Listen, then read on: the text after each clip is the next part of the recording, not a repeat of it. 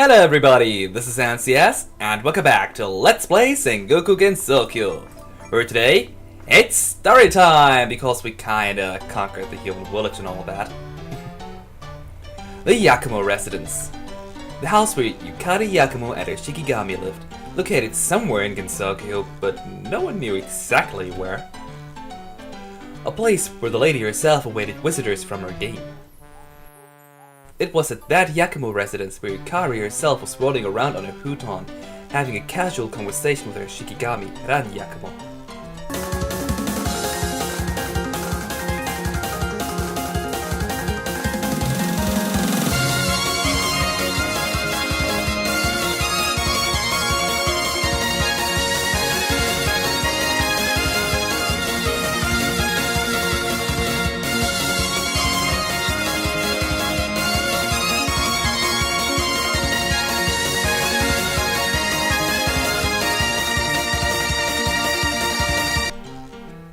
Attack, defend, and fight. Humans do it for 50 years. Yokai do it for many more. What kind of song is that? Huh. You seem to be enjoying yourself quite a bit, Lady Yukari. I am indeed. Everyone's dancing at my fingertips after all. Please don't use such phrases that invite misunderstandings. Yeah, it just sounds like you're doing this all for fun and not because of an ulterior motive right there, Yukari. Oh. Are you not having fun, Ran? It places far too much unnecessary work on me. My, how impertinent! They don't seem to grasp just how important this game is. Don't hit her! Yukari grabbed her parasol at her backside and began to poke at Ran's legs with it. Ow. I just meant that since we're joining the game and have this house as a territory, isn't this a possibility of someone coming to attack us? Oh, don't worry so much. Yuyiko's group is still in good condition, and Reima is still far off for the time being. Also, nobody knows where our location is anyway, so how big are the chances someone is actually going to come and attack them? Unless Yukari opens a gap somewhere, that might be, one possibility of somebody attacking our house. You also said it's important. You mean there's more to it than just wanting to kill some time?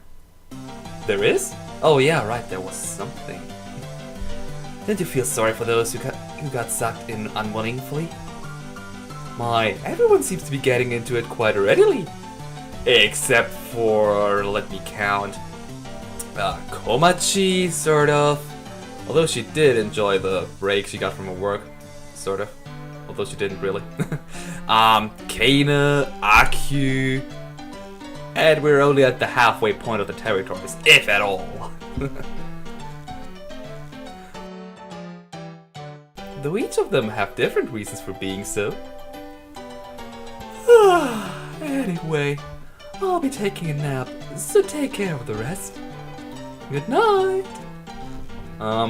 From the background picture, it looks like it's bright day, so you're a sleepyhead, Yukari, but I guess we knew that already. And with that, Yukari's head dropped back onto the futon. Once she got this way, there was no waking her up until she was good and ready. And if anyone dared to wake her up, they wouldn't like the consequences. As Reimo / Marisa / Sakia found out in Perfect Cherry Blossom. Oh god, Yukari's difficult. Okay, she is the only Phantasm boss in the original games, but actually I found her easier to beat than, let's say, Sulako. Or Koishi. Oh god, Koishi's difficult. Yeah, let's not talk about those characters. Good grief. Thinking this kind of thing is fun, and scheming up this and that, she must be such an annoyance to living things everywhere. Ran lowered her head, sighed deeply. Right then, a gap appeared right above her, and a parasol swung out of it to hit Ran on the head. Gee, stop that, Yukari! You bad pet owner! Now, please stop, Lady Yukari! I just hope things remain uneventful. It hurts, Lady Yukari! Ran normally believed that Yukari's actions were never in error. Must be because otherwise she would get hit with a parasol. But the complaints that she let slip had earned her quite a few whacks with a parasol. Oh, poor Ran.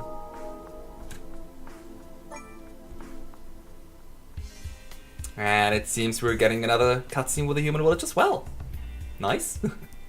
The human village was now under the control of the Hakare army. Reima and Marisa walked around the area, surveying the territory they had just captured. Alright, the gates of hell are about to open up. Well, don't say something so ominous. I told you before, didn't I? The real thing starts once we take control of the village. Did you? Yes, she did. Well, it's true that we've never been surrounded by enemies to this extent before.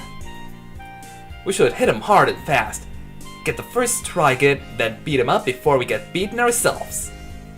Marisa got so excited that she started swinging her arms about wildly, and ended up hitting an innocent bystander. Stop that, it's dangerous. Youch! Anyway, where are you planning to go first? We're going to whichever direction gets us to Yukari faster so we can beat her up. Yeesh, you're still holding a grudge about that. You're more spiteful than I thought. Oh, right, Reima didn't want to participate in the first place either. The main character of the game, oh boy. In my line of work, you always return what's given to you in tenfold. Well, if that's what you want. To do that, we'll have to get past Hakigyokuro first. But, Huh? You're actually thinking carefully about something? That doesn't really fit you. I just wanted to say that's an insult, but she's kind of right now thinking about it. I mean, Marisa's motto is power over strategy. Okay, her power is blasting everything with her master spark, but... Such a preposterous comment to make in front of the Hakare army's top strategist. Nah, seriously, it's just that there's something weird going up north. Up north? You mean the lake along the way to the Scarlet Devil Mansion? What's going on there?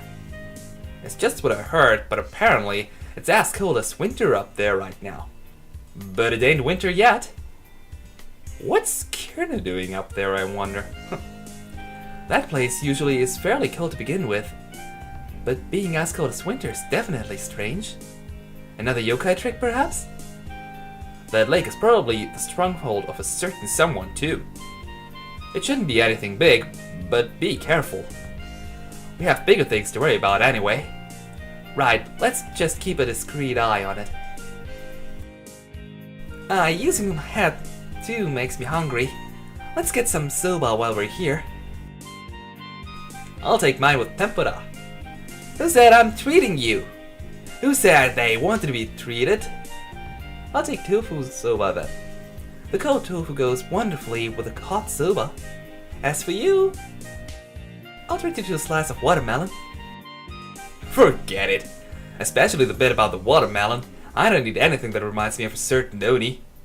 Oi, pun. The Oni Marisa is referring to is suika, and suika is also the Japanese word for watermelon, although it's written differently, but pronounced the same way. The two of them had their usual meaningless yet fun conversation while enjoying the cool breeze. And that was it. Nice! Since we have conquered the human village, the Kirisama Magic Shop has new products. Let's see if there's actually anything I want to buy. Oh, there might be a new Book of Wisdom. But for right now, it doesn't seem like it. No, I don't think there's anything new here. Nah, let's just accumulate even more Oki. Ooh, 40,688. I guess I should level up with that Oki amount. Possibly. Yeah. Usually, I take a little more time to conquer the human village. So usually, at least one of those territories is free or placed in control already. But since it isn't, I would recommend either choosing all your characters you have to develop, or, well, okay, we can get Aya nonetheless.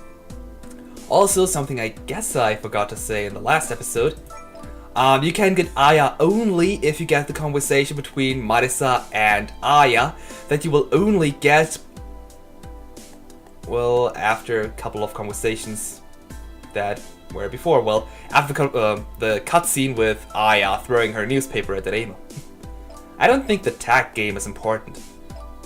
But that's only what I think. I'm not exactly sure on that. Okay. Oh no, wait, we need another one. Okay, let's get you a Chirota. And let's recruit Aya.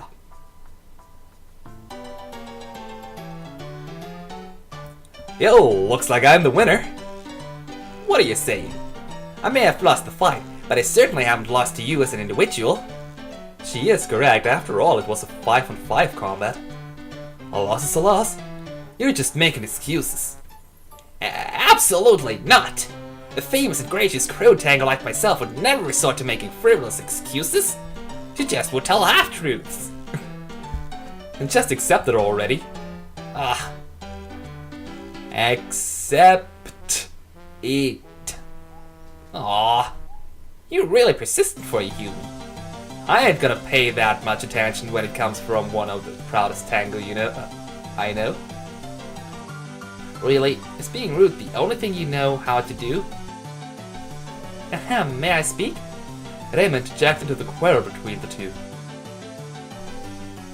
Yeah, I'm sorry. That girl made me carried away. That's fine. Now then, would you like to fight together with us? Fight? You mean you want me to join you and fall under your jurisdiction? Essentially, yes. Are you joking, perhaps? Why would I do such a thing which I get no benefit from? You do get a benefit. You could have a proper battle with Marisa. Ah! No matter how many times you want to do it, the result's always gonna be the same. You know, you didn't even do a race, so... What's all that? You being the winner of who the fastest is, Marisa? Where does all that self-confidence come from? It's my pride and my real potential, yo. Flukes are called flukes because they do not happen more than once. This time, I'll win so emphatically that you'll be left speechless. In that case, let's work well together. Make sure you work hard. Huh? It seems like Aya didn't realize she got tricked into joining until, well, she did actually join. But one thing about who being the fastest character is, Aya has a speed of 9, Marisa only one of 7. Yeah, I think Aya's faster than Marisa, but don't tell Marisa that. She might get a little, well, jealous. And possibly angry. But okay, now that we pretty much don't have anything else to do anymore, let's do some more Ryumaku increasing. If I have enough characters for that. Ooh. Okay. I'm not able to get another 27 or even a 24. So let's hope I get enough for another... Ooh, Regal. Okay. Another 17. 18. Yeah, barely. I could even get up to a 21. But I don't have that. Alright, confirm, and... let's get another cutscene, perhaps. Ah, the Misty Lake. Oh, what are you doing here, Lady Whiterock? This isn't your usual habitat.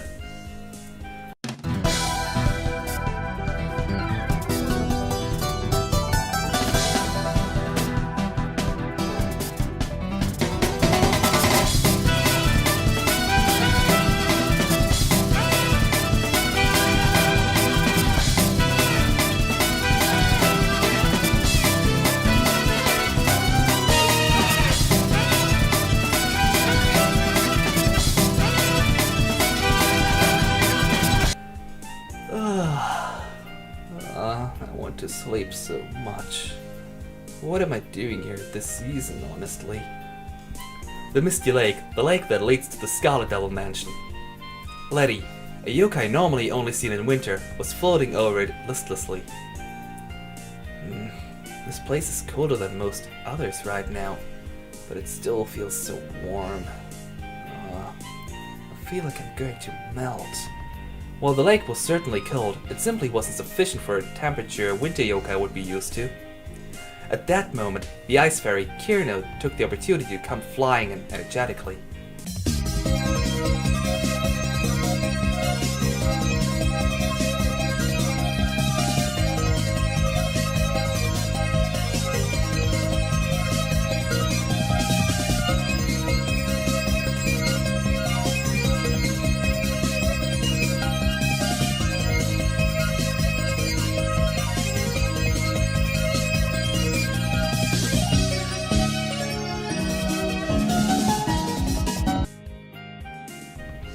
Letty, I'm back! What? You dragged me out here by force. Don't let me go back. And that's all you have to say?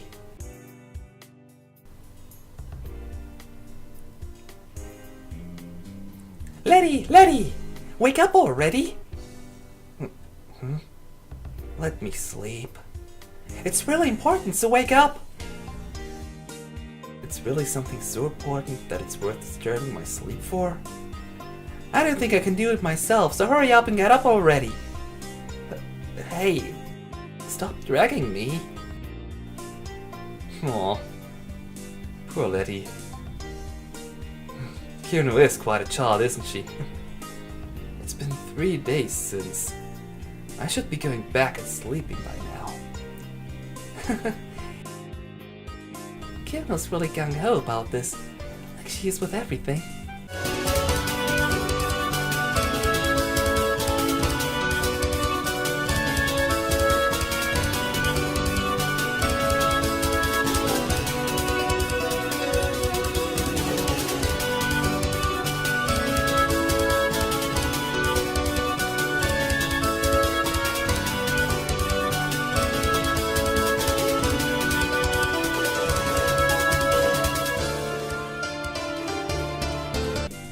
Dayoshi smiled innocently, as if she wasn't aware of Letty's mood. She was talking with Letty for the last 3 days, while Kirno had gone off somewhere else. Just where were you? I went to recruit some allies. They should be coming real soon. Allies? It's about time you told me why you woke me up and dragged me here. If it's stupidly trivial, I'm not going to let it go so easily. The temperature around Letty suddenly started to drop rapidly. The other fairies started to tremble at the threat, but Kirno was completely unaffected. Well, she is an ice fairy after all. It isn't tribal or anything. That's not what she said. That purple yoga lady gave this to me. Kirno took a letter she hid in her clothes and passed it over to Letty. What's this? Gather allies and defeat the Hakare Shrine Maiden, and any wish you have will be granted. I repeat, what is this? I think all of Gensoukou's humans and yokais are forming up groups and playing a game. If we beat that horrible Shrine Maiden, our wishes come true. I wonder what I'll wish for. Maybe a year worth of frogs? It's so annoying to go search for them all the time. Kirno was too busy counting the unhatched chickens to notice Letty's anger. Letty eventually gave up with a sigh. Gee. And would this be why you woke me up? Yep.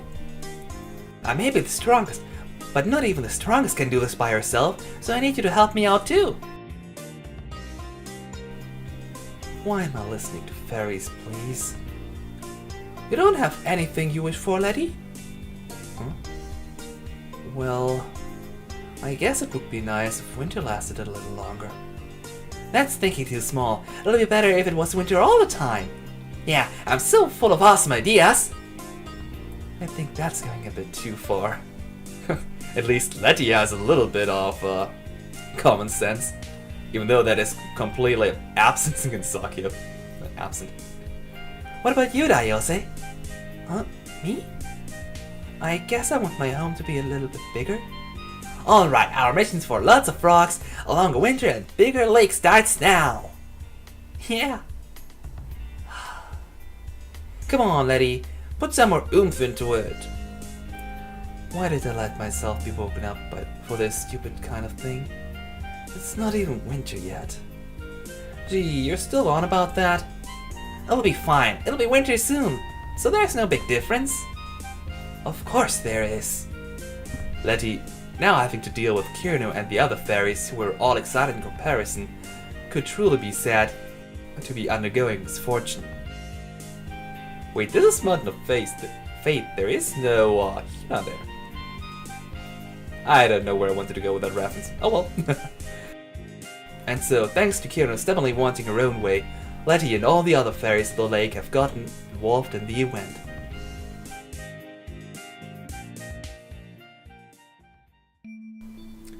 So finally we have somebody to fight. And okay. It seems that the strongest fairy army is always in control of their own territory after, well, one round after you have conquered the human village. Because last time they were like, well, they popped up like in round 50, so yeah, now it's turn 45. So that's good to know. So anyway, with the fairies and Letty finally having made their entrance, I would say it's time to end the episode. So this was all for this episode of Sengoku Gensoukyou. This was NCS, and farewell for now.